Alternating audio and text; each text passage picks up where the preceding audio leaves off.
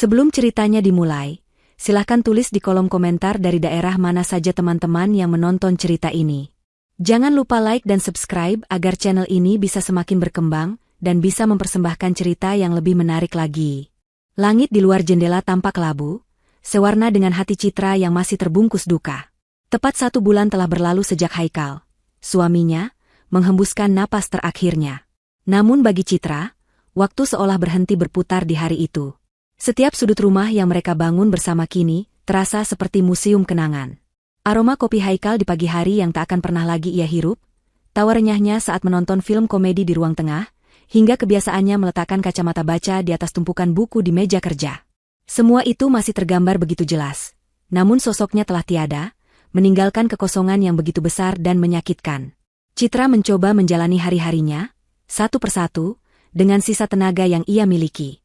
Ia memasak sarapan hanya untuk dirinya sendiri di dapur yang terasa terlalu besar, membersihkan rumah dalam keheningan yang memekakan, dan tidur di ranjang luas yang terasa dingin di sisi yang ditinggalkan Haikal.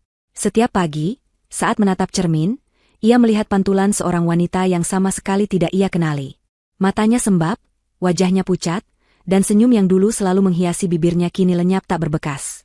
Namun, di tengah kerapuhannya, ada satu hal yang menjadi pegangannya, satu janji yang membuatnya harus tetap tegar. Janji yang diucapkan Haikal kepada almarhum ayahnya, Pak Budiman, di sisi ranjang rumah sakit beberapa tahun silam. Citra ingat betul momen itu.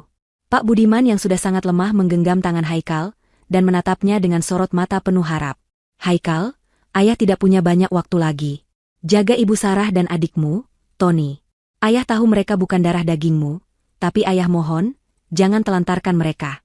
Anggap ini permintaan terakhir ayah, lirih Pak Budiman saat itu.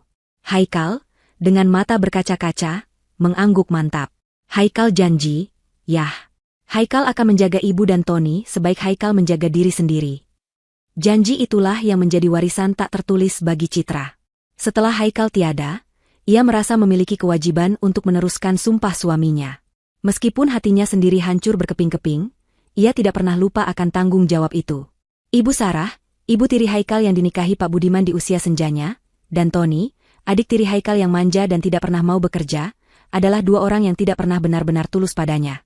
Citra bisa merasakannya dari tatapan mereka, dari cara mereka berbicara yang selalu menyeratkan rasa iri, seolah Citra adalah orang asing yang telah merebut putra kesayangan mereka.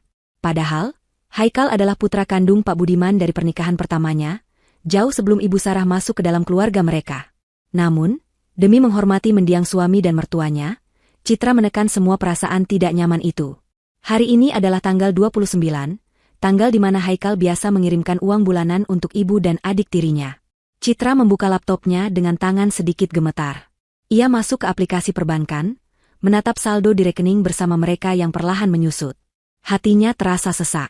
Uang ini adalah hasil kerja keras Haikal, keringat yang ia cucurkan siang dan malam untuk membangun masa depan mereka berdua. Kini, sebagian dari uang itu harus ia kirimkan kepada orang-orang yang ia tahu tidak pernah tulus mendoakan kebahagiaan mereka. Ia menarik napas panjang, mencoba menyingkirkan keraguan. Ini demi Haikal. Ini adalah caranya menghormati pria yang sangat ia cintai. Dengan sekali klik, sejumlah uang yang cukup besar berpindah ke rekening Tony. Citra memejamkan mata sejenak, membayangkan senyum Haikal jika ia melihat apa yang baru saja dilakukannya. Semoga kau tenang di sana, sayang. Aku akan menjaga janjimu, bisiknya dalam hati. Baru saja ia hendak menutup laptopnya, ponselnya berdering. Nama, pengacara Suryo, tertera di layar. Pengacara Suryo adalah pengacara keluarga yang sudah lama bekerja untuk perusahaan yang dirintis Haikal. Jantung Citra berdebar sedikit lebih kencang. Tidak biasanya Pak Suryo meneleponnya secara langsung. Halo, selamat siang, Pak Suryo, sapa Citra, berusaha membuat suaranya terdengar normal. Selamat siang, Ibu Citra. Mohon maaf mengganggu waktu Ibu. Saya turut berduka cita yang sedalam-dalamnya atas kepergian Pak Haikal. Suara di seberang terdengar formal dan penuh simpati. Citra hanya bisa menjawab dengan lirih. Terima kasih, Pak. Keheningan sejenak menyelimuti percakapan mereka sebelum pengacara Suryo kembali bersuara. Kali ini dengan nada yang sedikit berbeda, terdengar lebih ragu. Begini, Bu Citra. Sesuai dengan prosedur, setelah 1 bulan masa berkabung, sudah waktunya untuk membacakan surat wasiat yang ditinggalkan oleh almarhum Pak Haikal. Oleh karena itu, saya bermaksud mengundang Ibu Citra, beserta Ibu Sarah dan Bapak Tony, untuk hadir di kantor saya besok lusa. Citra terdiam. Surat wasiat. Haikal pernah menyinggungnya sekali, mengatakan bahwa ia sudah menyiapkan segalanya agar hidup Citra terjamin jika sesuatu terjadi padanya. Baik, Pak. Jam berapa kami harus datang? Tanya Citra. Jam 10 pagi, Bu. Nanti sekretaris saya akan mengirimkan alamat dan detailnya melalui pesan singkat, jawab pengacara itu. Sebelum menutup telepon, ada jeda yang aneh dalam percakapan mereka. Pengacara Suryo terdengar seperti ingin mengatakan sesuatu, namun ragu. Mohon persiapkan diri Ibu, katanya pelan, nyaris seperti bisikan. Ada beberapa hal dalam surat wasiat ini yang tidak sesuai dengan yang pernah almarhum diskusikan dengan saya sebelumnya. Kalimat itu menggantung di udara, meninggalkan sejuta tanya di benak Citra. Apa maksudnya? Perasaan tidak enak mulai merayapi hatinya. Ia mencoba menepisnya, berpikir mungkin ia hanya salah dengar atau terlalu banyak berpikir. Tak lama kemudian, sebuah pesan masuk, berisi undangan resmi dalam bentuk digital yang ditujukan kepadanya, Ibu Sarah, dan Tony, untuk agenda pembacaan surat wasiat mendiang Haikal. Undangan itu terasa dingin dan formal, menjadi penanda bahwa babak baru yang penuh ketidakpastian dalam hidupnya akan segera dimulai. Malam itu, Citra tidak bisa tidur. Ia memeluk kemeja terakhir yang dipakai Haikal, mencoba mencari ketenangan dari aroma yang masih tersisa, sementara firasat buruk terus menghantuinya tanpa ampun. Udara di ruang rapat kantor pengacara terasa dingin, jauh lebih dingin dari suhu pendingin ruangan yang menyala. Citra duduk tegap di salah satu kursi kulit yang mewah, kedua tangannya saling bertaut di atas pangkuan. Di seberangnya, Ibu Sarah dan Tony duduk berdampingan. Ibu Sarah mengenakan pakaian serba hitam yang mahal, lengkap dengan kacamata hitam yang bertengger di atas kepalanya, seolah baru saja menghadiri sebuah acara fashion daripada pertemuan duka. Tony, di sebelahnya, tampak gelisah. Ia terus-menerus memeriksa ponselnya, dan sesekali berbisik pada ibunya. Wajah mereka memang menunjukkan ekspresi sedih yang dipaksakan, namun mata mereka tidak bisa berbohong. Ada kilatan aneh di sana, sebuah antisipasi, sebuah ketidaksabaran yang membuat perut Citra terasa mulas. Sesuai undangan yang mereka terima, ketiganya telah berkumpul tepat waktu. Pengacara Suryo duduk di ujung meja, di hadapannya tergeletak sebuah map coklat tebal yang tersegel. Wajahnya tampak kaku dan sulit dibaca. Ia berdeham beberapa kali sebelum memulai, seolah mencoba mengulur waktu. Citra mencoba menenangkan hatinya yang bergemuruh. Ia terus meyakinkan dirinya sendiri bahwa firasat buruknya hanyalah produk dari duka dan kelelahannya. Haikal mencintainya lebih dari apapun di dunia ini. Tidak mungkin suaminya meninggalkan sesuatu yang akan menyakitinya. Tidak mungkin. Selamat pagi, Ibu Citra, Ibu Sarah, Bapak Tony. Terima kasih atas kehadiran Anda semua. Pengacara Suryo memulai dengan suara datar. Tujuan kita berkumpul hari ini adalah untuk melaksanakan amanat dari almarhum Bapak Haikal Budiman, yaitu untuk membacakan surat wasiat terakhir beliau yang telah dibuat dan disahkan di hadapan notaris. Pengacara itu kemudian membuka segel map dengan sebuah pisau kertas kecil. Suara sobekan kertas yang tajam terdengar begitu nyaring di dalam ruangan yang sunyi itu, seolah menyobek harapan terakhir yang dimiliki Citra. Ia melirik ke arah Ibu Sarah, dan untuk sesaat, ia menangkap senyum yang sangat tipis, nyaris tak terlihat, tersungging di bibir ibu tirinya sebelum dengan cepat kembali memasang wajah muram. Jantung Citra seakan diremas. Pengacara Suryo mulai membacakan dokumen di tangannya. Awalnya adalah kalimat-kalimat pembuka yang formal, menyebutkan nama lengkap Haikal, nomor identitasnya, dan pernyataan bahwa surat wasiat itu dibuat dalam keadaan sadar dan tanpa paksaan. Citra menahan napas. Lalu, pengacara itu sampai pada bagian inti, bagian tentang pembagian aset. Adapun seluruh harta kekayaan yang saya tinggalkan, baik yang bergerak maupun tidak bergerak, yang terdaftar atas nama saya, Haikal Budiman, pada saat saya meninggal dunia, dengan ini saya wariskan dan berikan kepada. Pengacara Suryo berhenti sejenak, mengangkat wajahnya dan menatap ketiga orang di hadapannya bergantian, sebelum akhirnya matanya berhenti pada Tony. Lalu, kalimat itu terucap, menghantam Citra seperti sebuah godam raksasa. Kepada adik tiri saya, Tony, putra dari Ibu Sarah. Dunia Citra seakan runtuh saat itu juga. Waktu melambat, suara di sekitarnya meredam menjadi dengungan tak berarti. Ia pasti salah dengar. Ini pasti mimpi buruk. Ia menatap pengacara Suryo dengan tatapan tidak percaya, mencari secercah tanda bahwa ini semua hanyalah sebuah kesalahan. Namun, sang pengacara justru menghindari tatapannya dan melanjutkan membaca dengan suara yang semakin pelan, seolah ia pun merasa bersalah harus mengucapkan kata-kata itu. Satu persatu aset Haikal disebutkan. Perusahaan rintisan yang dibangunnya dari nol, rumah yang mereka tinggali, beberapa bidang tanah investasi, portofolio saham, dan seluruh isi rekening banknya. Semuanya, tanpa terkecuali, diserahkan kepada Tony.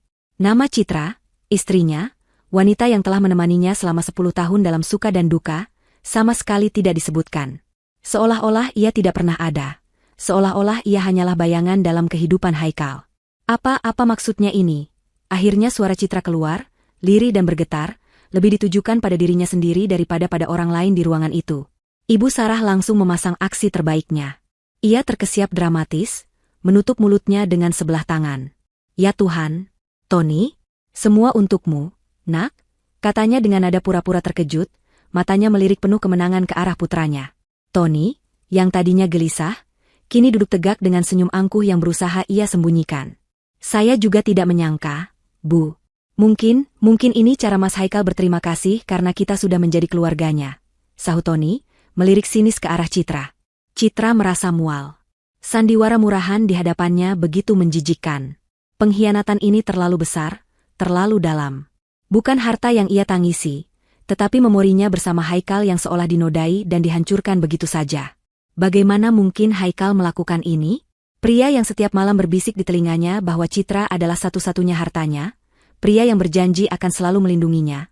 Bagaimana mungkin ia menulis surat wasiat sekejam ini? Semua janji manis itu, semua kenangan indah itu, apakah semuanya bohong? Kepalanya pusing, ruangan itu terasa berputar. Ia bangkit dari kursinya dengan lunglai, mengabaikan panggilan pengacara Suryo. Ia harus segera pergi dari tempat itu sebelum ia benar-benar hancur. Saat ia berjalan melewati Ibu Sarah dan Tony, ia bisa mendengar bisikan Ibu Sarah yang penuh kepuasan. "Syukurlah, akhirnya semua kembali ke tempat yang semestinya." Dengan langkah gontai, Citra keluar dari gedung itu, tak peduli pada tatapan orang-orang.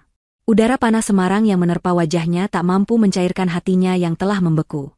Di tengah keramaian jalan, di antara deru klakson dan suara kendaraan, Citra merasa sendirian. Benar-benar sendirian. Saat itulah, sebuah kenangan melintas di benaknya. Kenangan saat ia pertama kali bertemu Pak Budiman. Ayah Haikal itu tersenyum begitu hangat padanya, lalu menoleh pada Haikal dan berkata dengan tulus, "Jaga dia baik-baik, Haikal. Ayah tidak punya banyak hal untuk diwariskan padamu, tapi ayah menitipkan dia. Berjanjilah untuk menjaga Citra. Dia adalah warisan terbaikku untukmu." Kata-kata itu, yang dulu terasa begitu manis dan membahagiakan, kini berubah menjadi belati tajam yang menusuk jantungnya. Ini tidak mungkin. Ada sesuatu yang salah. Sangat salah. Di tengah keputusasaan itu, sebuah benih kecil perlawanan mulai tumbuh. Ini bukan akhir. Ini tidak boleh menjadi akhir. 3 hari berlalu dalam kabut yang pekat. 3 hari sejak Citra berjalan keluar dari kantor pengacara dengan dunia yang jungkir balik. Ia menghabiskan hari-harinya di dalam rumah, menolak panggilan telepon dari teman-teman yang khawatir, dan hanya makan saat perutnya sudah terasa perih. Rasa duka yang awalnya murni kini tercemar oleh perasaan lain yang lebih kelam dan membakar, pengkhianatan.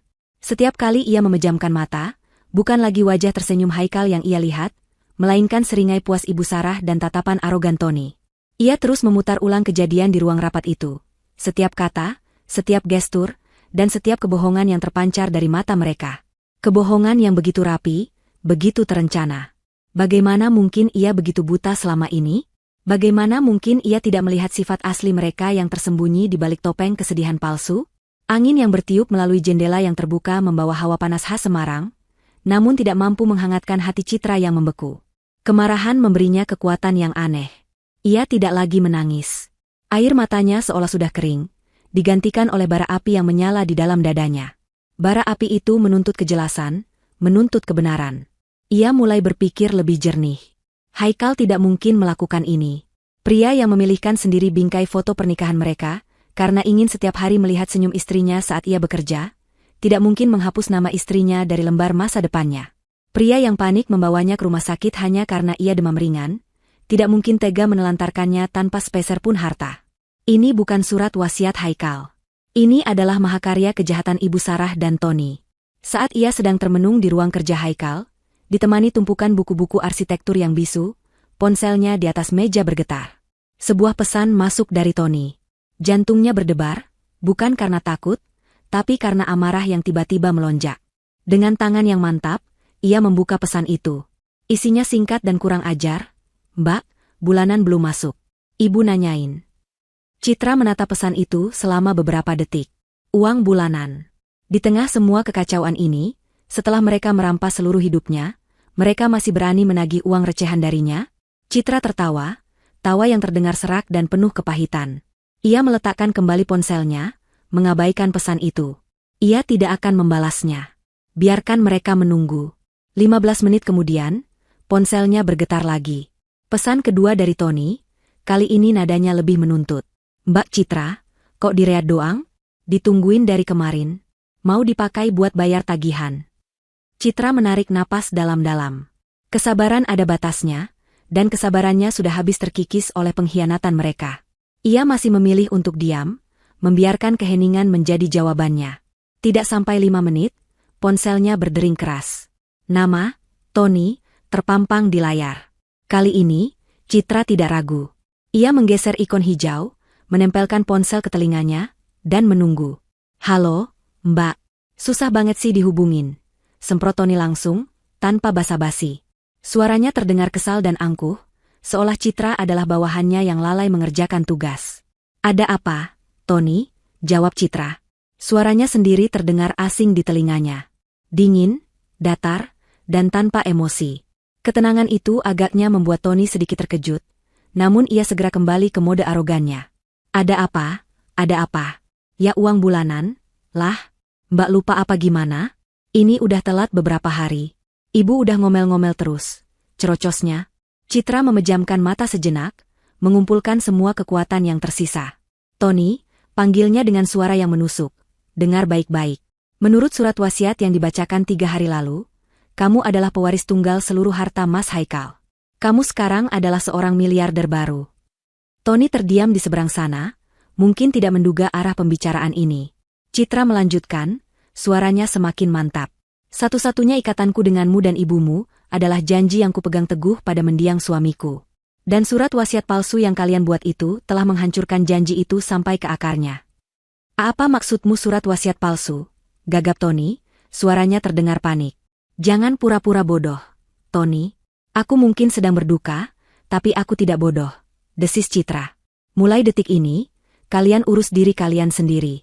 Gunakan harta rampasan kalian itu untuk membiayai hidup kalian. Jangan pernah menghubungiku lagi untuk urusan uang. Setelah mengucapkan kalimat itu, sebuah beban besar seolah terangkat dari pundaknya. Untuk pertama kalinya dalam sebulan terakhir, ia merasa bisa bernapas sedikit lebih lega. Ia merasa menjadi dirinya sendiri lagi. Kamu. Terdengar suara keributan di seberang, lalu suara Ibu Sarah yang melengking merebut telepon. Citra, apa-apaan kamu ini? Beraninya kamu bicara seperti itu pada adikmu. Kamu itu menantu tidak tahu diri. Makinya tanpa jeda. Citra hanya mendengarkan dengan tenang. Cacian itu tidak lagi menyakitinya. Setelah semua yang kami berikan padamu, setelah kamu hidup enak memakai uang anakku, sekarang kamu mau lepas tanggung jawab? Kamu pikir kamu siapa? Lanjut Ibu Sarah. Citra tertawa kecil, tawa yang membuat Ibu Sarah berhenti berteriak. Justru aku yang seharusnya bertanya. Ibu pikir ibu siapa? Hubungan kita sudah selesai saat ibu tega memalsukan keinginan terakhir suami saya, balas Citra dengan ketajaman yang tak pernah ia tunjukkan sebelumnya. Jaga mulutmu. Kamu akan membayar untuk kesombonganmu ini, Citra. Kami akan pastikan kamu tidak punya apa-apa. Kamu akan menyesal. Ancam Ibu Sarah, suaranya bergetar karena amarah. Aku sudah tidak punya apa-apa, Bu. Kalian sudah mengambil semuanya. Tapi satu hal yang kalian lupa, kata Citra. Kalian juga sudah kehilangan satu-satunya orang yang tulus membiayai hidup kalian selama ini. Tanpa menunggu jawaban, Citra memutus sambungan telepon. Tangannya tidak gemetar. Hatinya tidak ragu. Ia segera membuka kembali aplikasi perbankan di laptopnya. Bukan untuk mentransfer uang, tapi untuk memutus semua akses. Ia memblokir rekening Tony dan Ibu Sarah dari daftar transfernya. Ia lalu memeriksa daftar pembayaran otomatis. Matanya menyipit saat melihat beberapa tagihan kartu kredit atas nama Tony dan cicilan mobil mewah Ibu Sarah yang ternyata selama ini dibayar otomatis dari rekening bersama miliknya dan Haikal.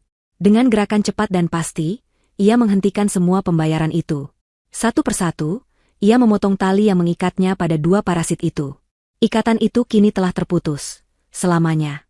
Beberapa saat kemudian, sebuah pesan masuk dari Ibu Sarah, penuh dengan huruf kapital dan ancaman.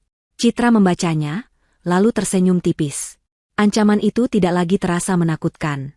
Justru, itu menjadi bahan bakar baru untuk perjuangannya. Setelah konfrontasi sengit melalui telepon itu, suasana di dalam rumah terasa berbeda. Keheningan yang tadinya terasa menyesakan kini berubah menjadi ketenangan yang menumbuhkan kekuatan. Citra tidak lagi merasa seperti korban yang pasrah pada takdir. Keputusannya untuk melawan telah memberinya tujuan baru, sebuah misi di tengah badai dukanya. Ia tahu, melawan Ibu Sarah dan Tony tidak akan mudah. Mereka licik dan sudah mempersiapkan segalanya dengan matang. Ia butuh bukti, butuh sesuatu yang bisa mematahkan kebohongan mereka. Tapi dari mana ia harus memulai? Pikirannya tertuju pada ruang kerja Haikal, tempat di mana ia menerima telepon dari Tony tadi. Ruangan itu adalah saksi bisu dari kerja keras suaminya, sekaligus tempat di mana banyak rahasia keluarga tersimpan. Mungkin ada sesuatu di sana, sebuah petunjuk yang ditinggalkan Haikal, sekecil apapun itu. Dengan semangat baru, ia mulai melakukan apa yang selama ini ia tunda, membereskan barang-barang pribadi suaminya.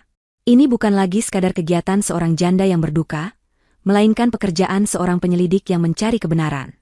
Setiap laci yang ia buka, setiap map yang ia sentuh, terasa seperti membuka sebuah kapsul waktu. Ia menemukan sketsa-sketsa lama Haikal saat mereka baru merintis usaha, tiket bioskop pertama mereka yang masih tersimpan rapi, hingga foto-foto liburan mereka yang penuh tawa. Rasa rindu yang tajam menghantamnya, membuat matanya kembali basah. Ia membiarkan dirinya menangis sejenak, melepaskan sesak di dadanya, sebelum kembali menguatkan hati. Fokusnya tertuju pada sebuah meja kayu jati tua yang kokoh di sudut ruangan. Meja itu adalah peninggalan Pak Budiman, ayah Haikal. Haikal sangat menyayangi meja itu dan menjadikannya tempat untuk menyimpan dokumen-dokumen penting. Citra mulai memeriksa setiap laci. Laci pertama berisi perlengkapan kantor. Laci kedua berisi kontrak-kontrak proyek yang sudah selesai. Laci ketiga berisi dokumen-dokumen pribadi Haikal seperti ijazah dan akta kelahiran. Semuanya tampak normal. Citra hampir putus asa, berpikir bahwa usahanya sia-sia. Namun, saat ia hendak menutup laci paling bawah, tangannya merasakan ada sesuatu yang aneh di bagian belakang laci. Terasa ada tonjolan kayu yang tidak semestinya. Didorong oleh rasa penasaran, ia menarik laci itu keluar sepenuhnya dari tempatnya. Dan di sanalah ia menemukannya. Sebuah kompartemen tersembunyi, sebuah ruang rahasia di bagian belakang meja yang hanya bisa diakses jika lacinya dilepas. Jantungnya berdebar kencang. Dengan tangan gemetar, ia merogoh ke dalam ruang gelap itu dan menarik keluar sebuah folder kulit berwarna biru tua yang sudah sedikit usang. Debu tipis menyelimutinya, menandakan folder itu sudah lama tidak tersentuh. Dengan napas tertahan, ia membukanya. Halaman pertama adalah sebuah dokumen dengan kop surat notaris yang berbeda dari notaris yang mengesahkan surat wasiat palsu itu. Judulnya jelas, Draft Surat Wasiat, Haikal Budiman. Ia membacanya dengan cepat. Isinya persis seperti yang pernah Haikal katakan padanya. Seluruh aset perusahaan diserahkan padanya untuk dikelola, rumah menjadi miliknya, dan sejumlah dana yang cukup besar disiapkan untuk menjamin masa tuanya. Ada juga klausul yang menyebutkan santunan bulanan untuk Ibu Sarah dan Tony, jumlahnya wajar dan terbatas, sebagai bentuk pemenuhan janji pada Pak Budiman. Ini dia. Ini adalah bukti pertama bahwa ada wasiat lain, wasiat yang sesungguhnya.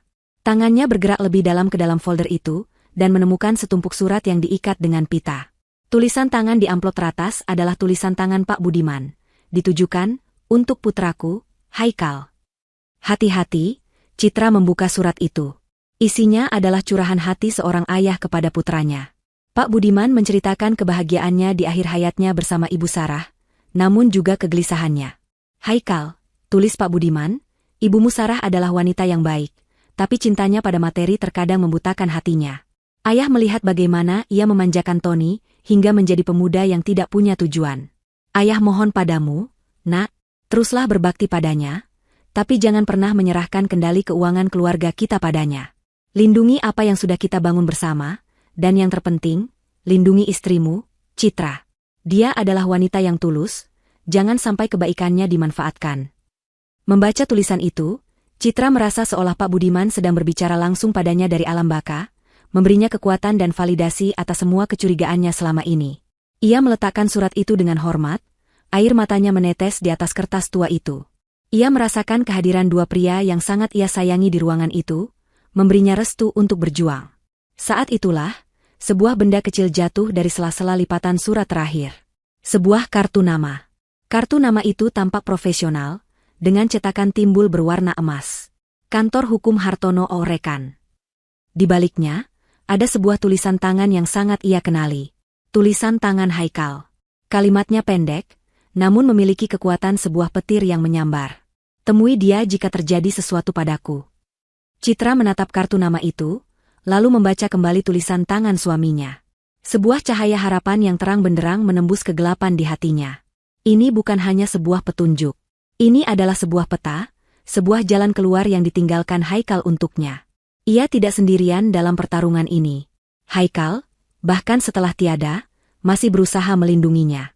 Dengan kartu nama itu di genggamannya, Citra tahu persis apa langkah selanjutnya yang harus ia ambil. Pagi datang membawa cahaya matahari yang menembus tirai jendela, membelah kegelapan di kamar Citra. Untuk pertama kalinya dalam sebulan, ia tidak terbangun dengan perasaan hampa. Semalam, ia tidur dengan kartu nama pengacara Hartono di genggamannya, seolah benda kecil itu adalah jimat yang memberinya kekuatan. Ada secercah harapan, sebuah tujuan yang jelas. Hari ini, ia akan mulai berjuang. Ia bangkit dari tempat tidur, bukan lagi dengan langkah gontai seorang janda yang meratapi nasib, melainkan dengan gerak tegap seorang pejuang yang bersiap menuju medan perang. Ia memilih pakaiannya dengan saksama, sebuah blus berwarna krem yang sederhana namun rapi, dan celana bahan hitam. Ia ingin terlihat kuat, kompeten, dan tidak lagi rapuh. Saat menatap pantulannya di cermin, ia melihat sorot mata yang berbeda. Sebab karena duka masih ada, namun kini di baliknya tersirat keteguhan yang membaja. Setelah sarapan seadanya, dengan jantung yang berdebar sedikit lebih kencang, ia menekan nomor telepon yang tertera di kartu nama itu. Suara seorang wanita yang profesional dan ramah menjawab di seberang sana. Selamat pagi, kantor hukum Hartono Rekan, dengan Rina, ada yang bisa saya bantu? Citra menarik napas dalam-dalam. Selamat pagi. Nama saya Citra, istri dari almarhum Haikal Budiman. Saya menemukan kartu nama ini di antara barang-barang peninggalan suami saya. Ada catatan dari beliau untuk menemui Bapak Hartono. Jelas Citra, suaranya terdengar lebih mantap dari yang ia duga. Terdengar keheningan sejenak, lalu suara sang sekretaris berubah menjadi lebih hangat. Ibu Citra? Tentu saja. Pak Hartono sering sekali membicarakan almarhum Pak Budiman dan putranya, Pak Haikal. Mohon tunggu sebentar, saya akan periksa jadwal beliau. Tak lama kemudian, wanita itu kembali. Ibu beruntung, ada klien yang baru saja membatalkan janji untuk jam 11 siang ini. Apakah ibu bisa datang? Tanpa ragu, Citra menjawab, saya bisa. Saya akan segera ke sana. Perjalanan menuju kantor pengacara yang terletak di kawasan Candi, salah satu area elit di Semarang, terasa seperti perjalanan napak tilas. Ia melewati kafe tempatnya dan Haikal pertama kali berkencan, melewati taman tempat mereka biasa berjalan sore, dan melewati simpang jalan di mana Haikal pernah berhenti mendadak hanya untuk membelikannya sebuket bunga dari pedagang asongan. Setiap sudut kota meneriakkan nama suaminya. Namun kali ini, kenangan itu tidak membuatnya menangis. Justru sebaliknya, kenangan itu memperkuat tekadnya. Ia berjuang bukan hanya untuk dirinya, tetapi juga untuk membersihkan nama Haikal dari fitnah keji yang tersirat dalam surat wasiat palsu itu. Ia berjuang untuk kehormatan suaminya. Kantor Hukum Hartono Rekan menempati sebuah bangunan tua bergaya kolonial yang terawat dengan baik. Suasananya tenang, berwibawa, dan sangat berbeda dari kantor pengacara Suryo yang terkesan modern namun dingin. Begitu ia masuk, ia disambut oleh sekretaris yang tadi berbicara dengannya di telepon. Ia diantar menuju sebuah ruangan besar yang dipenuhi rak-rak buku berisi kitab undang-undang yang tebal. Di balik sebuah meja kayu yang besar, duduk seorang pria berusia akhir 60-an. Rambutnya sudah memutih, namun posturnya masih tegap dan sorot matanya tajam penuh wibawa, meskipun ada kehangatan di sana. Inilah pengacara Hartono. Ibu Citra, silakan duduk. Sapanya dengan suara berat yang menenangkan, sambil bangkit dari kursinya untuk menyambut Citra. Citra duduk di hadapannya, meletakkan folder kulit biru tua yang ia temukan di atas meja. Terima kasih sudah bersedia menemui saya secepat ini, Pak, ucap Citra. Pengacara Hartono tersenyum tipis. Saya adalah sahabat baik almarhum ayah mertua Anda, Budiman. Dan saya sudah menganggap Haikal seperti putra saya sendiri. Saat saya mendengar kabar kepergiannya, saya sangat terpukul. Saya sempat bingung kenapa Anda tidak menghubungi saya sama sekali. Hati Citra mencelos. Tentu saja Ibu Sarah dan Tony tidak akan membiarkannya menghubungi pengacara yang jujur. Dengan napas yang tertahan, Citra mulai menceritakan segalanya. Ia menceritakan tentang pembacaan surat wasiat yang janggal, tentang bagaimana seluruh harta warisan jatuh ke tangan Tony, tentang bagaimana namanya sama sekali tidak disebut. Ia lalu membuka folder itu, menunjukkan draft surat wasiat lama dan surat pribadi dari Pak Budiman. Pengacara Hartono mendengarkan dengan saksama, raut wajahnya berubah dari tenang, menjadi bingung, lalu mengeras menahan amarah. Ia membaca surat dari sahabatnya, Pak Budiman, dan matanya tampak berkaca-kaca. Sudah kuduga, desisnya pelan. Budiman selalu khawatir dengan sifat asli Sarah. Dia hanya tidak ingin merusak kebahagiaan di sisa hidupnya. Tapi ini keterlaluan. Ia lalu mengambil salinan surat wasiat palsu yang sempat diberikan Citra oleh sekretaris pengacara Suryo. Matanya menyipit saat melihat tanda tangan Haikal di bagian bawah. Ini memang mirip sekali dengan tanda tangan Haikal, gumamnya. Tapi ada sesuatu yang aneh. Tarikannya terlalu sempurna, terlalu stabil untuk orang yang sedang sakit keras. Saya curiga mereka tidak memalsukannya dengan cara biasa. Mungkin mereka menjiplak atau memindainya secara digital dari dokumen lain, lalu mencetaknya seolah-olah asli. Kemudian, pengacara Hartono melakukan sesuatu yang membuka kotak Pandora.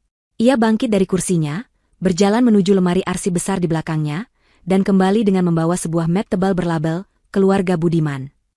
Citra, katanya dengan nada serius, Haikal adalah anak yang cerdas dan sangat mencintai Anda. Beberapa tahun lalu, setelah ayahnya meninggal dan ia melihat gelagat ibu tirinya yang kurang baik, ia datang kemari. Ia tahu hal seperti ini mungkin terjadi. Dari dalam map itu, pengacara Hartono mengeluarkan sebuah dokumen yang dijilid rapi. Ini adalah surat wasiat asli Haikal. Dibuat dan ditandatangani di kantor ini, dengan saya dan 2 staf saya sebagai saksi yang sah. Dokumen ini juga sudah didaftarkan secara resmi di kementerian. Ini adalah satu-satunya surat wasiat yang valid secara hukum. Tangan Citra gemetar saat menerima dokumen itu. Ia membacanya halaman demi halaman. Isinya persis seperti draft yang ia temukan, namun ini adalah versi final yang lengkap dengan tanda tangan asli Haikal dan stempel notaris yang sah. Air mata yang sejak tadi ia tahan akhirnya luruh juga. Ini bukan air mata duka, melainkan air mata kelegaan. Kebenaran ada di pihaknya. Haikal tidak pernah mengkhianatinya. Lalu, apa yang harus kita lakukan, Pak? Tanya Citra, suaranya serak. Pengacara Hartono menatapnya dengan tatapan tajam seorang ahli strategi. Yang mereka lakukan bukan hanya perbuatan tidak bermoral, tapi juga tindak pidana serius. Pemalsuan dokumen dan penipuan. Kita akan melawannya. Pertama, kita akan ajukan gugatan pembatalan surat wasiat palsu itu ke pengadilan. Dengan wasiat asli ini sebagai bukti utama, kita pasti menang. Tapi sebelum itu, katanya, kita perlu mengumpulkan lebih banyak amunisi untuk memastikan mereka tidak hanya kalah, tapi juga mendapatkan hukuman yang setimpal. Kita perlu bukti bagaimana mereka mendapatkan tanda tangan Haikal di surat wasiat palsu itu. Mengikuti arahan dari pengacara Hartono, langkah pertama dalam pengumpulan bukti dimulai. Tim hukum dari kantornya segera bergerak cepat, menyusun berkas gugatan dan mempersiapkan segala keperluan legal. Namun, Hartono menekankan satu hal penting, bukti terkuat adalah bukti yang menunjukkan adanya paksaan atau penipuan saat wasiat palsu itu dibuat. Pusat dari semua kejadian ini adalah di hari-hari terakhir Haikal. Kita harus fokus ke sana. Pikiran itu membawa Citra kembali ke tempat yang paling ingin ia hindari, rumah sakit. Kenangan akan selang-selang infus, bunyi mesin monitor EKG yang monoton, dan wajah pucat Haikal yang terbaring lemah kembali menghantuinya. Namun, demi keadilan, ia harus menguatkan dirinya. Ditemani oleh seorang pengacara muda dari tim Hartono yang bernama Bayu, Citra kembali mendatangi rumah sakit besar tempat Haikal dirawat. Setiap langkah di lorong steril itu terasa berat, membangkitkan kembali trauma yang belum sepenuhnya sembuh. Bau desinfektan yang khas menusuk hidungnya, mengingatkannya pada hari-hari putus asa saat ia berdoa tanpa henti demi kesembuhan suaminya. Bayu, yang tampaknya mengerti perasaan Citra, berjalan di sisinya dalam diam, memberikan dukungan tanpa banyak bicara. Tujuan mereka adalah bagian administrasi dan keamanan rumah sakit. Dengan surat pengantar resmi dari kantor hukum, Bayu menjelaskan maksud kedatangan mereka. Kami sedang dalam proses penyelidikan awal untuk sebuah kasus perdata dan pidana. Kami membutuhkan akses terhadap 2 hal, buku catatan pengunjung dan rekaman kamera CCTV di koridor lantai VVIP, khususnya di depan kamar nomor 502, selama periode perawatan almarhum Bapak Haikal Budiman. Awalnya, pihak rumah sakit menunjukkan keberatan.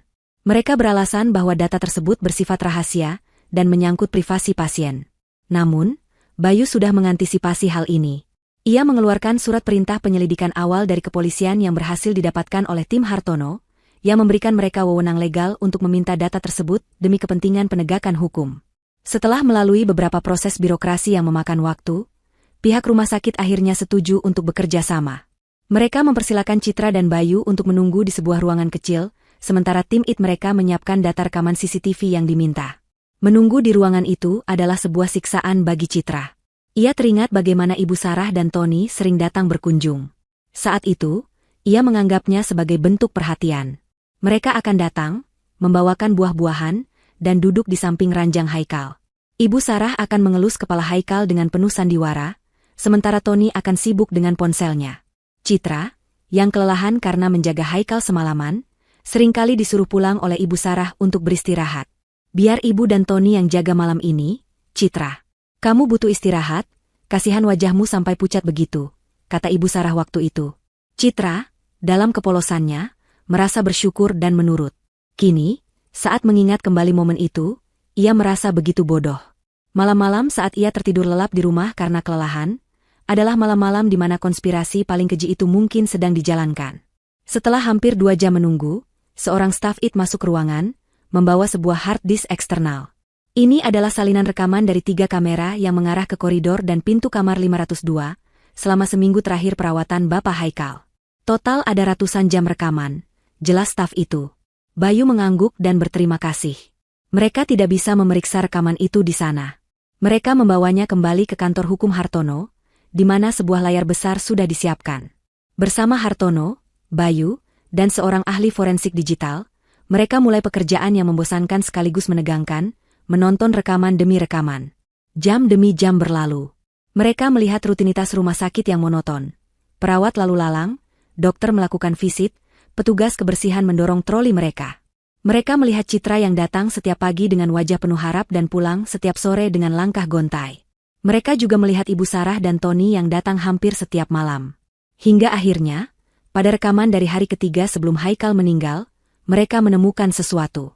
Ahli forensik menghentikan video pada pukul 11 malam. Rekaman itu menunjukkan koridor yang sepi. Lihat, kata ahli itu sambil menunjuk layar. Di rekaman itu, tampak Ibu Sarah berdiri di ujung koridor, tampak gelisah sambil terus melihat ke arah ruang perawat. Tak lama kemudian, dari arah lift, muncul Tony. Ia tidak sendirian. Di sampingnya berjalan seorang pria lain yang tampak lebih gugup, membawa sebuah tas kerja. Mereka bertiga sempat berbincang singkat dengan gerak-gerik konspiratif, sebelum Ibu Sarah memberi isyarat agar kedua pria itu masuk ke kamar Haikal, sementara ia tetap berjaga di luar. Siapa pria itu? Tanya Citra, jantungnya berdegup kencang. Tim kami sudah melacak data notaris yang tertera di surat wasiat palsu itu. Namanya Bambang. Fotonya cocok dengan pria ini. Dia teman lama Tony yang sedang terlilit utang judi, jelas Bayu. Ahli forensik memperbesar gambar dari kamera yang posisinya paling dekat dengan pintu kamar. Meskipun tanpa suara, apa yang mereka saksikan selanjutnya adalah bukti kejahatan yang tak terbantahkan. Pintu kamar Haikal tidak tertutup rapat, menyisakan celah kecil yang memungkinkan kamera menangkap sebagian pemandangan di dalam. Mereka bisa melihat Tony dan notaris itu mendekati ranjang Haikal. Haikal tampak terbaring sangat lemah, mungkin dalam pengaruh obat tidur atau penenang dosis tinggi. Tony terlihat berbicara di telinga kakak tirinya, sebelum mengeluarkan setumpuk kertas dari tas kerja sang notaris. Lalu, adegan yang paling memuakkan itu terjadi. Tony mengangkat tangan kanan Haikal yang terkulai lemas. Dengan satu tangan memegangi pulpen, dan tangan lainnya membimbing tangan Haikal, Tony memaksa kakak tirinya untuk membubuhkan goresan yang mereka sebut sebagai tanda tangan di atas dokumen-dokumen itu. Proses itu berlangsung cepat, dan setelahnya mereka bergegas keluar dari kamar. Citra menutup mulutnya, menahan rasa mual dan amarah yang meluap-luap. Melihat suaminya yang tak berdaya diperlakukan seperti itu, adalah siksaan yang lebih berat dari apapun. Air matanya mengalir deras. Namun kali ini bukan karena duka, melainkan karena murka. Ia kini memiliki bukti visual atas kebejatan mereka. Hartono meletakkan tangannya yang kebapakan di bahu Citra. Wajahnya mengeras, penuh dengan amarah yang dingin. Mereka sudah selesai, katanya dengan suara rendah namun mematikan. Bayu menoleh ke arah Citra, tatapannya penuh simpati sekaligus keyakinan. Ibu Citra, katanya, ini lebih dari cukup. Mereka sudah terjerat. Jerat itu kini telah terpasang, dan Citra akan memastikan jerat itu mengencang, tanpa ada ampun. Hari persidangan tiba di bawah langit Semarang yang mendung, seolah alam pun turut merasakan ketegangan yang menggantung di udara. Udara di dalam ruang sidang pengadilan negeri Semarang terasa pengap dan berat. Citra duduk di barisan depan, diapit oleh pengacara Hartono dan Bayu. Ia mengenakan blazer hitam yang membuatnya terlihat formal dan tangguh, meskipun di dalamnya jantungnya berdebar kencang. Ini adalah puncak dari perjuangannya selama beberapa minggu terakhir. Di seberang ruangan, di kursi pihak tergugat, duduklah Ibu Sarah dan Tony. Mereka tampak begitu percaya diri. Ibu Sarah bahkan sempat melemparkan senyum mengejek ke arah Citra saat mereka pertama kali bertatapan. Pengacara Suryo, yang mendampingi mereka, terlihat sama angkuhnya, menata tumpukan dokumen di mejanya dengan gerakan yang penuh keyakinan. Mereka jelas tidak tahu badai macam apa yang akan segera menerjang mereka. Sidang dimulai. Hakim Ketua, seorang pria parubaya yang berwajah tegas dan berwibawa, membuka persidangan. Pihak Ibu Sarah dan Tony, sebagai tergugat, mendapat giliran pertama untuk memaparkan kasus mereka. Pengacara Suryo maju dengan langkah angkuh. Ia memaparkan argumennya dengan lancar, menceritakan dongeng yang sudah ia karang dengan rapi. Ia menggambarkan Haikal sebagai anak yang sangat berbakti, yang di akhir hayatnya menyadari bahwa satu-satunya keluarga sejatinya adalah ibu dan adik tiri yang selalu ada untuknya. Ia melukiskan Citra sebagai sosok istri yang jauh dan tidak peduli, sehingga wajar jika Haikal memutuskan untuk tidak mewariskan apapun padanya. Puncaknya, ia menunjukkan surat wasiat palsu itu sebagai bukti final yang tak terbantahkan. Yang mulia, katanya dengan suara lantang, dokumen ini adalah keinginan suci terakhir dari almarhum Haikal Budiman. Menggugat keabsahannya sama saja dengan melecehkan memori almarhum. Ibu Sarah bahkan menambahkan drama dengan menyeka air mata palsu di sudut matanya. Citra mendengarkan semua kebohongan itu dengan tangan terkepal di bawah meja. Amarahnya mendidih, namun ia menahannya, percaya penuh pada strategi yang telah disiapkan Hartono. Setelah pengacara Suryo selesai dengan bualannya, tiba giliran pihak Citra. Pengacara Hartono bangkit, gerakannya tenang namun penuh kepastian. Seluruh perhatian di ruangan itu kini tertuju padanya. Yang mulia hakim, sapanya dengan suara yang dalam dan jelas, apa yang baru saja kita dengar dari rekan saya adalah sebuah cerita fiksi yang sangat menarik. Namun, di pengadilan ini, kita tidak berurusan dengan fiksi. Kita berurusan dengan fakta dan kebenaran. Hartono memulai serangannya. Pertama, katanya sambil meletakkan sebuah dokumen yang dijilid rapi di hadapan hakim, pihak tergugat mendasarkan seluruh klaim mereka pada surat wasiat tertanggal 1 minggu sebelum almarhum meninggal. Namun, kami memiliki surat wasiat lain.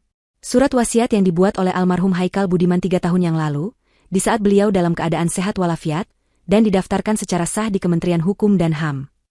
Wajah pengacara Suryo, Ibu Sarah, dan Tony seketika berubah. Riak keterkejutan mulai menjalar di antara mereka. Hartono membiarkan momen itu meresap sebelum melanjutkan. Dalam wasiat yang asli dan sah ini, almarhum dengan sangat jelas mewariskan seluruh asetnya kepada istri tercintanya, Ibu Citra. Serangan kedua dilancarkan. Hartono memanggil saksi ahli, seorang spesialis forensik digital. Ahli tersebut menjelaskan dengan detail dan ilmiah tentang kejanggalan pada tanda tangan di surat wasiat palsu. Tanda tangan ini memiliki tingkat presisi dan kestabilan yang tidak mungkin dibuat oleh seseorang yang sedang dalam kondisi sakit kritis dan di bawah pengaruh obat-obatan berat, jelasnya di bawah sumpah. Analisis kami menunjukkan bahwa tanda tangan ini kemungkinan besar adalah hasil jiplakan digital dari dokumen lain yang pernah ditandatangani almarhum saat masih sehat. Wajah Tony mulai pucat pasi. Serangan ketiga adalah pukulan yang menghancurkan mental mereka. Hartono meminta izin hakim untuk menunjukkan sebuah surat pribadi. Ini adalah surat dari almarhum Bapak Budiman, ayah kandung almarhum Haikal, yang ditulis untuk putranya. Di dalamnya, beliau mengungkapkan kekhawatirannya akan sifat materialistis dari para tergugat. Hartono membacakan kutipan dari surat itu, yang isinya memperingatkan Haikal untuk melindungi aset keluarga dan terutama istrinya. Argumen bahwa Haikal tiba-tiba berubah pikiran dan menyerahkan segalanya pada ibu dan adik tirinya kini terdengar semakin absurd. Lalu, tibalah momen puncak, serangan final yang tak akan bisa mereka tangkis. Yang mulia, kata Hartono, suaranya menggema di ruangan yang sunyi, untuk menepis keraguan terakhir tentang bagaimana surat wasiat palsu ini dibuat, kami memiliki satu bukti lagi. Sebuah bukti visual. Ia meminta izin untuk memutar sebuah rekaman video. Sebuah layar proyektor besar diturunkan di tengah ruang sidang. Lampu sedikit diredupkan. Ibu Sarah dan Tony saling pandang dengan tatapan panik yang tak bisa lagi disembunyikan. Mereka tahu apa yang akan muncul di layar itu. Rekaman CCTV dari koridor rumah sakit mulai diputar. Seluruh ruangan hening, hanya terdengar suara proyektor yang berputar pelan. Mereka melihat adegan konspirasi itu dengan mata kepala mereka sendiri. Ibu Sarah yang berjaga di luar, Tony dan Notaris Bambang yang menyelinap masuk ke kamar Haikal di tengah malam. Lalu, adegan paling memberatkan itu muncul, diperbesar agar terlihat jelas oleh semua orang. Tangan Haikal yang terkulai lemas, dipaksa membubuhkan tanda tangan oleh adik tirinya sendiri. Gasps dan bisik-bisik terdengar dari bangku pengunjung. Wajah Ibu Sarah kini putih seperti kapas. Sementara Tony menunduk dalam-dalam, seolah ingin ditelan bumi. Pengacara Suryo tampak syok, menyadari bahwa ia telah dibohongi habis-habisan oleh kliennya. Setelah rekaman selesai, keheningan yang berat menyelimuti ruangan. Hakim ketua menatap tajam ke arah Ibu Sarah dan Tony dengan sorot mata penuh amarah dan kejijikan. Ia tidak memerlukan banyak waktu untuk berdiskusi dengan hakim anggota. Palu diketuk 3 kali dengan keras, suaranya seolah menjadi lonceng kematian bagi kebohongan mereka. Pengadilan memutuskan, kata hakim ketua dengan suara tegas, 1. Membatalkan surat wasiat tertanggal 22 September 2025 karena terbukti palsu dan dibuat melalui cara-cara yang melanggar hukum. 2. Mengesahkan surat wasiat tertanggal 15 Januari 2022 sebagai satu-satunya wasiat yang sah dan berkekuatan hukum tetap. Dengan demikian, seluruh harta peninggalan almarhum Haikal Budiman secara sah adalah milik ahli waris tunggal, yaitu Saudari Citra. Namun, hakim tidak berhenti di situ. 3. Lanjutnya, matanya masih tertuju pada para tergugat. Berdasarkan bukti-bukti yang terungkap di persidangan hari ini, pengadilan memerintahkan jaksa penuntut umum untuk segera membuka penyelidikan pidana terhadap Saudari Sarah, Saudara Tony, dan Saudara Bambang atas dugaan tindak pidana pemalsuan dokumen, penipuan, dan persekongkolan jahat. Ibu Sarah menjerit pelan, sementara Tony tampak lemas di kursinya. Kemenangan Citra bukan hanya kemenangan perdata, tetapi juga awal dari kehancuran total bagi mereka yang telah mengkhianatinya. Saat sidang ditutup dan semua orang mulai beranjak, Citra berjalan keluar dengan langkah yang mantap. Di lobi, Ibu Sarah mencoba mendekatinya dengan tatapan putus asa. "Citra, tolong." Namun, sebelum ia sempat melanjutkan, Citra menatapnya dengan dingin. "Ini bukan hanya tentang harta, Bu," katanya pelan namun menusuk. "Ini tentang menghormati wasiat Pak Budiman dan Haikal."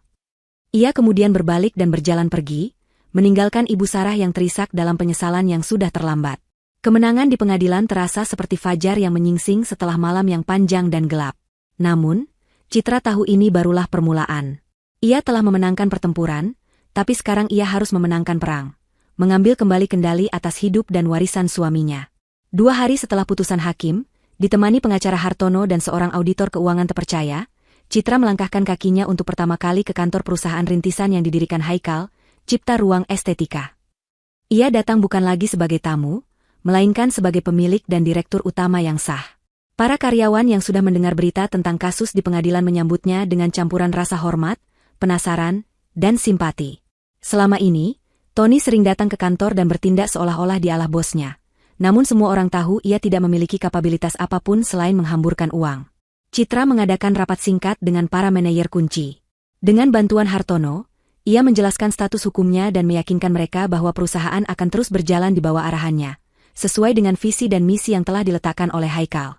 "Saya tahu saya bukan arsitek sehebat suami saya," kata Citra dengan suara yang jujur dan rendah hati, "tapi saya belajar banyak darinya tentang bisnis ini.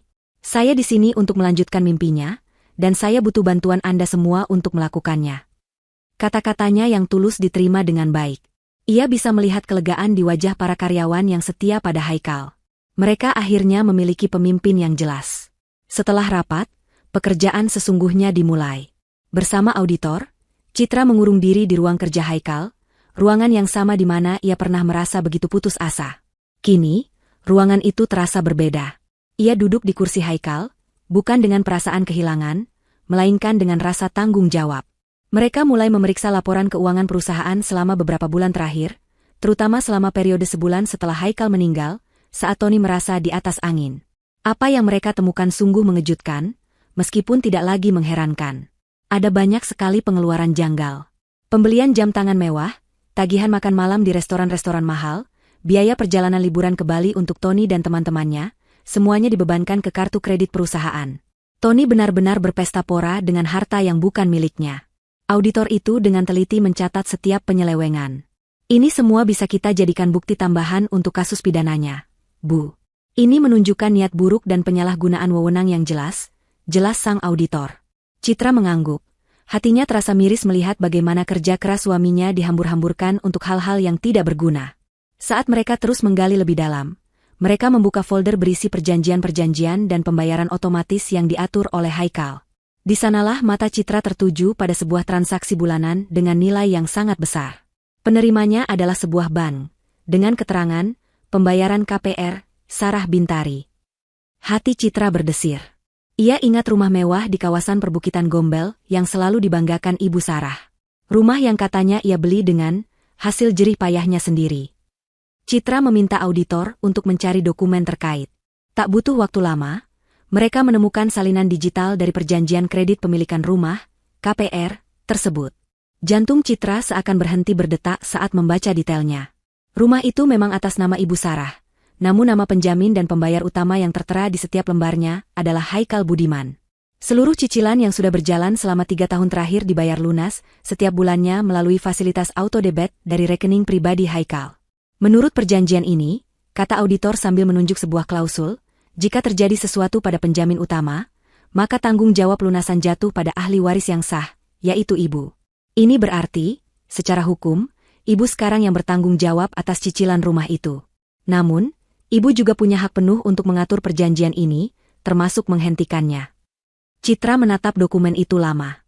Papan catur kini telah diatur ulang. Semua bida telah kembali ke tempatnya, dan ia yang memegang kendali. Ia teringat semua hinaan yang ia terima, teringat bagaimana Ibu Sarah dan Tony menertawakannya saat mereka pikir mereka telah menang. Ia teringat bagaimana mereka tinggal di rumah mewah itu, menikmati kemewahan yang dibayar oleh keringat pria yang mereka hianati. Tidak ada keraguan dalam hatinya. Tidak ada belas kasihan yang tersisa. Ini bukan balas dendam. Ini adalah konsekuensi. Ini adalah karma. Dengan ketenangan yang luar biasa, Citra mengambil ponselnya. Ia tidak menelepon Ibu Sarah. Ia menelepon manajer bank yang namanya tertera di dokumen perjanjian itu. Setelah memperkenalkan diri dan status hukumnya yang baru, ia langsung ke pokok permasalahan. Selamat sore, Pak Manajer. Saya, Citra, selaku ahli waris sah dari almarhum Haikal Budiman. Saya menelepon sehubungan dengan fasilitas KPR atas nama nasabah Sarah Bintari dengan nomor rekening sekian-sekian, yang selama ini pembayarannya dijamin oleh suami saya.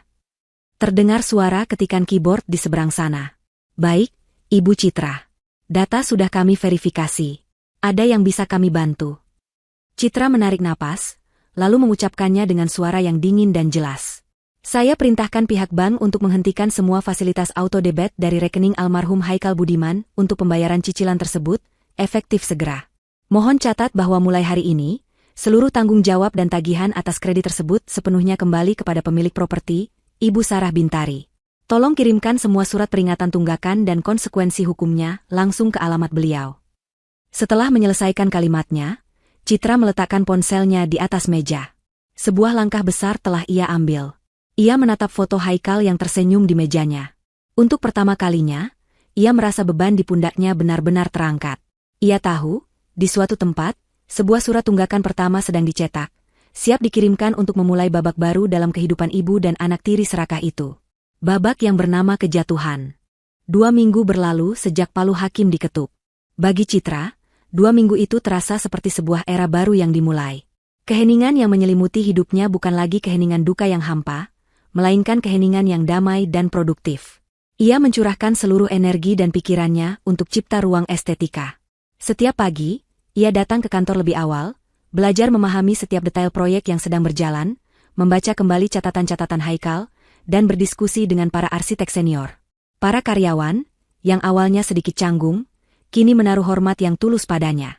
Mereka melihat kesungguhan di matanya, melihat bagaimana ia berusaha keras untuk menghormati dan melanjutkan warisan pendiri perusahaan mereka.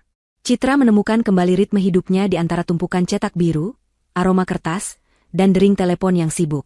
Pekerjaan menjadi terapinya, sebuah jembatan yang menghubungkannya dengan memori Haikal sekaligus jalan untuk membangun masa depannya sendiri. Pada suatu sore yang cerah di akhir pekan, ia memberanikan diri mengunjungi tempat peristirahatan terakhir Haikal. Kali ini, ia datang tidak dengan air mata keputusasaan, melainkan dengan seikat bunga sedap malam kesukaan suaminya dan senyum yang tulus. Ia membersihkan nisan marmer itu dari beberapa helai daun kering, lalu duduk di sampingnya, menceritakan semua yang telah terjadi seolah Haikal sedang mendengarkan di sisinya. Aku sudah melakukannya, sayang, bisiknya pada angin. Aku sudah menjaga apa yang kamu bangun dengan susah payah. Perusahaan aman, dan orang-orang jahat itu, mereka akan mendapatkan apa yang pantas mereka terima. Kamu bisa tenang sekarang. Saat ia mengatakan itu, beban terakhir yang membebani jiwanya seolah terangkat dan terbang bersama angin sepau-sepau. Ia merasa damai, sebuah kedamaian yang sudah lama tidak ia rasakan. Ia mulai menemukan kembali kepingan dirinya yang hilang. Ia mulai menelepon teman-temannya lagi, tertawa saat mendengar lelucon, dan bahkan mulai menikmati secangkir teh di teras rumahnya pada pagi hari tanpa merasa kesepian. Sementara dunia Citra mulai diwarnai kembali oleh cahaya, dunia Ibu Sarah dan Tony justru semakin terperosok ke dalam kegelapan. Keheningan dari pihak mereka terasa aneh dan menegangkan. Tidak ada telepon, tidak ada pesan, tidak ada upaya untuk menghubunginya sama sekali. Namun, jejak-jejak kejatuhan mereka mulai sampai ke telinga Citra. Suatu hari, sekretarisnya meneruskan sebuah email yang secara tidak sengaja masih terkirim ke alamat email perusahaan. Email itu adalah notifikasi dari sebuah butik mewah, memberitahukan bahwa transaksi kartu kredit atas nama Tony ditolak karena telah melampaui batas pagu.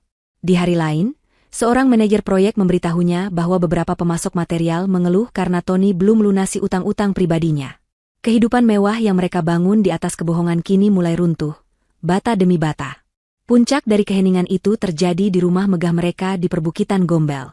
Seorang kurir dari bank datang, membawa sebuah amplop coklat tebal yang disegel dan harus diterima langsung oleh pemilik rumah. Ibu Sarah menandatangani surat tanda terima dengan tangan gemetar. Ia sudah menduga apa isinya. Sejak Citra menghentikan pembayaran cicilan, ia dan Tony hidup dalam ketakutan. Mereka mencoba menghubungi pengacara Suryo, namun pengacara licik itu kini ikut terseret dalam penyelidikan pidana dan menolak semua panggilan mereka. Mereka mencoba meminjam uang dari teman-teman sosialitanya, namun berita kekalahan mereka di pengadilan sudah menyebar luas. Tidak ada yang mau berurusan dengan penipu. Mereka terisolasi dalam sangkar emas mereka sendiri. Dengan napas tertahan, Ibu Sarah menyobek amplop itu.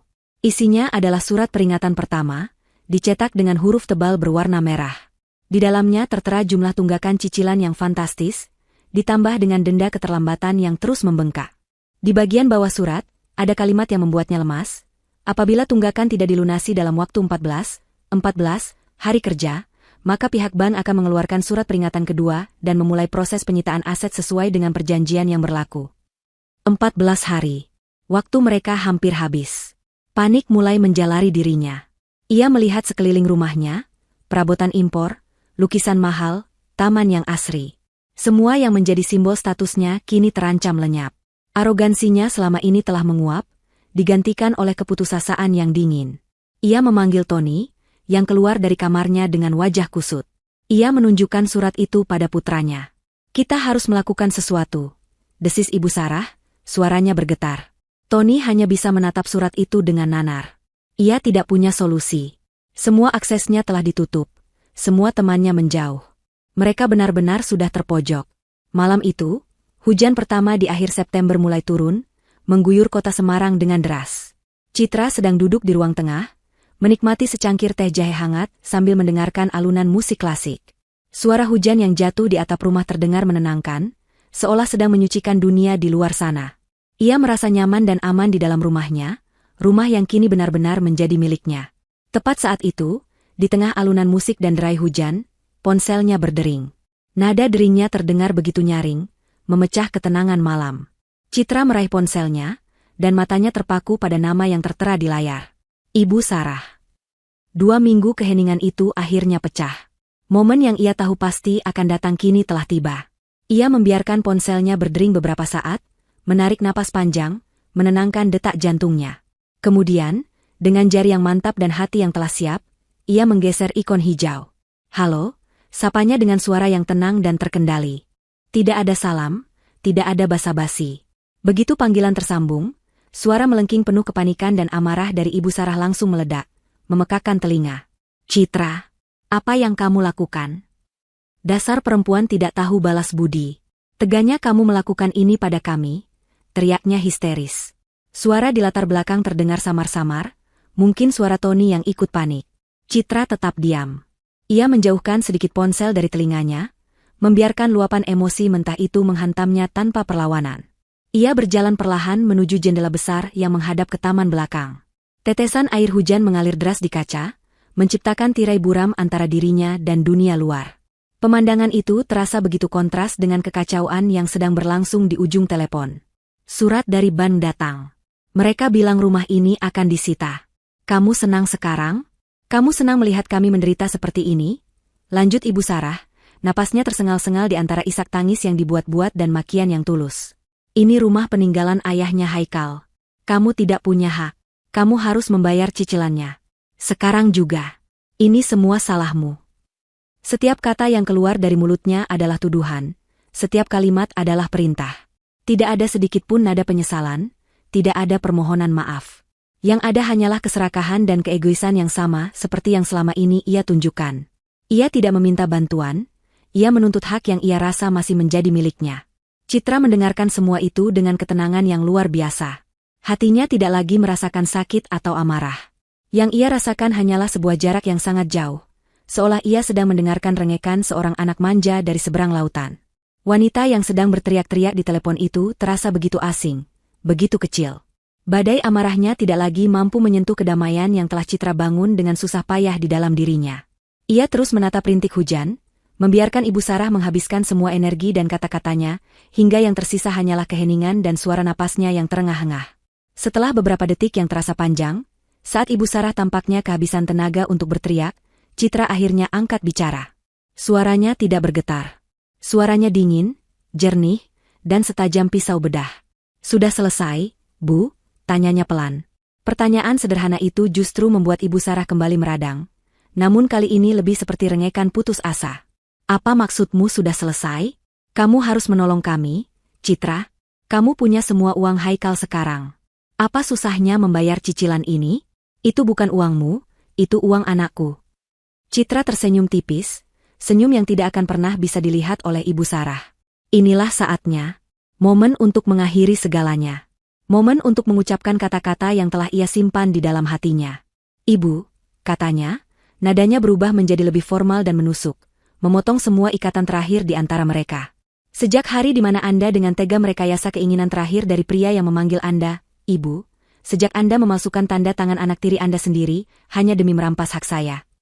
Citra berhenti sejenak, membiarkan kata-katanya meresap, memberikan jeda yang menyiksa bagi pendengarnya. Sejak saat itu juga, semua urusan Anda bukan lagi urusan saya. Keheningan total menyelimuti ujung telepon.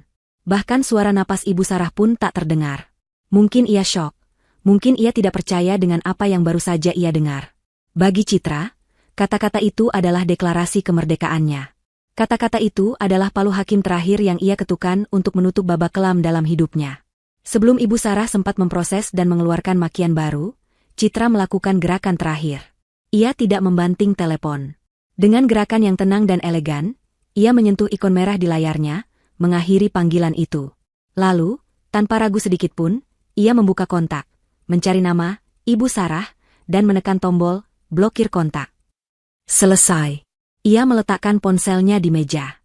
Tubuhnya terasa ringan. Udara di sekitarnya terasa lebih bersih. Di luar, hujan mulai reda, menyisakan aroma tanah basah yang segar.